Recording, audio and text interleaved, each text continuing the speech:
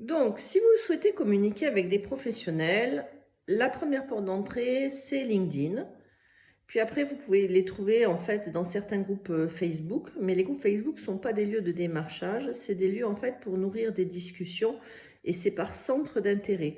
Donc on n'est pas là en fait pour faire du démarchage sur Facebook, on est là en fait pour nourrir un centre d'intérêt. Donc c'est plus un lieu en fait pour publier des articles de blog, des images sympas dans en fait dans le thème en fait et le centre d'intérêt de ce groupe Facebook.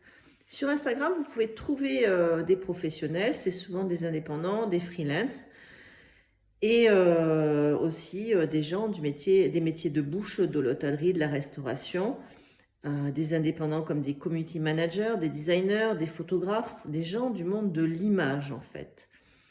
Mais Instagram, il faut savoir aussi que c'est un canal de communication qui est surtout utilisé en majorité par une population qui est relativement jeune.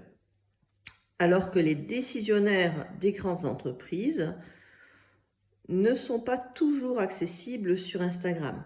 N'oubliez pas quand même qu'Instagram est souvent délégué à des community managers. Donc finalement, sur des entreprises structurées, vous avez très peu de chances d'être en direct avec le patron de l'entreprise sur Instagram. Vous risquez de tomber sur son community manager et il y a de fortes chances qu'il ne vous réponde pas, le community manager, et qu'il ne like pas vos posts. Donc Instagram, en fait, sert pour le branding, mais enfin, il ne faut pas y dépenser trop d'énergie, en fait, hein, parce que suivant votre métier et à qui vous vendez, vous pouvez passer des heures. Donc c'est vrai que payer 200 ou 500 euros un community manager pour faire de l'Instagram, si vos clients ne sont pas sur Instagram, ça c'est idiot. S'il n'y a pas plus idiot, cet argent pourrait être mieux investi dans un canal de communication adapté à votre audience.